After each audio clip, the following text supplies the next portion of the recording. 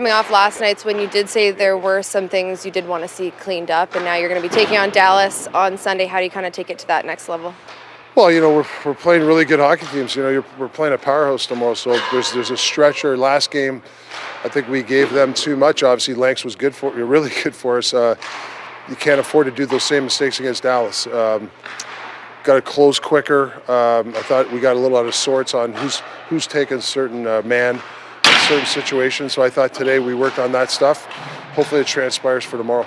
I wanted to ask you about Mancini, his second game with the team, first at home. A big hit from him last night as well. What did you see from him last night? Yeah, it's just like Junior. It's like Willander. If ever he comes up, there's a lot to like about these young guys. They're mobile. They got good shots. They're aggressive and they're thinking, and that's what we want to teach.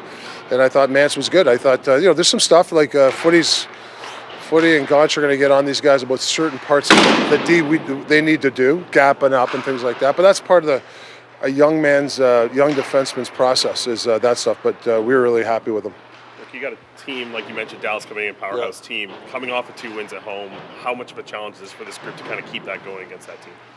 Well, you have to play 60 minutes against these teams. The success we had there, last month when we beat Toronto, I think it was a 3-0. Played a fairly good, 60-minute game. Anaheim, I would say, was a 60-minute game, give or take a couple of moments. You cannot let your foot off the gas. Even when you're up a goal, you got to bear down on your chances. We don't score a lot, but we're starting to get more looks. Now we got to start hitting the net and attack the interior. So some of the things working, but now we got to execute at the end and score some goals. How do you guys as a group just feel about getting that challenge? I mean, you get a team like that coming in here. I'm sure the group has to get up for that, even though it's not a Saturday night, it's a Sunday night. But, getting up for that kind of team, what do you think it does to the group? Well, I think, listen, you're into March now. This is, you got to be up for every game. It doesn't matter who you play. Now, obviously, Dallas is a really good hockey team. They're very well coached. Obviously, getting Rantanen is going to give them another star player. So, this is where you need 21 guys playing. We can't come in here having 12 guys only play. We need everybody, all hands on deck. From a coaching perspective, when you look at a team like Dallas, is it their top end that scares you, or is it just the depth and the balance now that they've got through their lineup?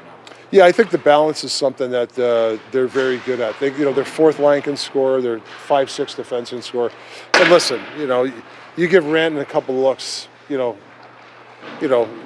to put it in. So we got to limit their looks. Obviously, they're going to get them, but we have to limit their looks play tight D. But also, good defense is having the puck on your stick. We just can't be happy of just throwing a puck away or getting the puck out. We want to attack, but just have to be more calculated.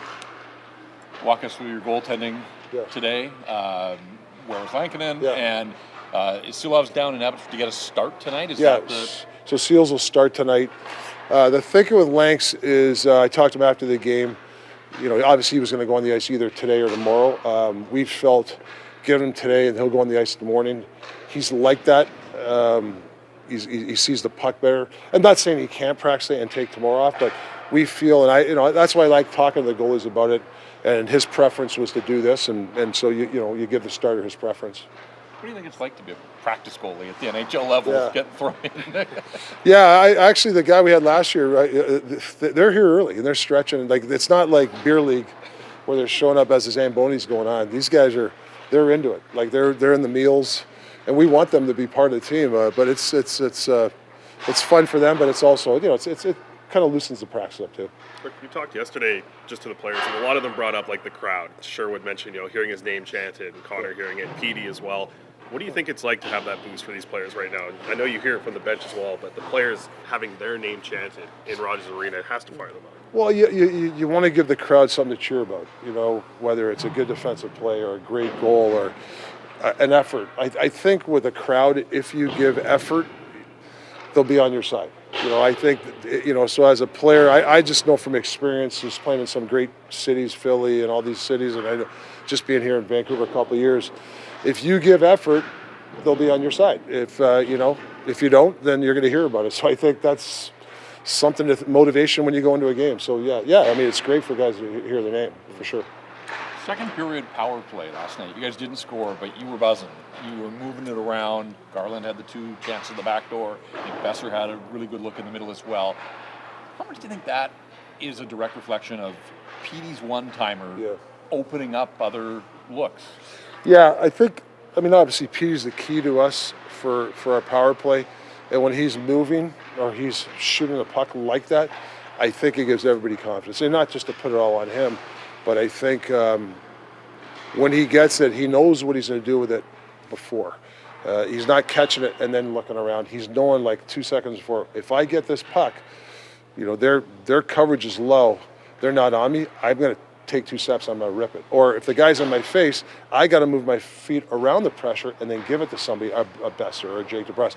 That's the key. And those are, you know, that we've talked to Pete the last 3 days, and he's really still on the ice now, is he's working on those reps. That's the only way you can really get that pressure that you want in a game. And everybody's buzzing about the one-timer, and it was great to see. But what about the puck movement to set it up? You went to Besser in the interior, out to Hronek. Like Matt Boldy got spun around and drawn out of position. Like from a coaching perspective, like how much do you appreciate the puck movement to set up that look? And that's the key, right? And it's okay to learn from the best. If you look at Nikita Kucherov, he knows what he's doing. He knows he's going to get the puck back in that situation, in the Alapidi, right? He did a couple of things first, knowing when it comes to me, I'm going to get that one-timer. So, but you know, like I said, working on practice, Yogi does a hell of a presentation on that sort of stuff. So take the information and apply it.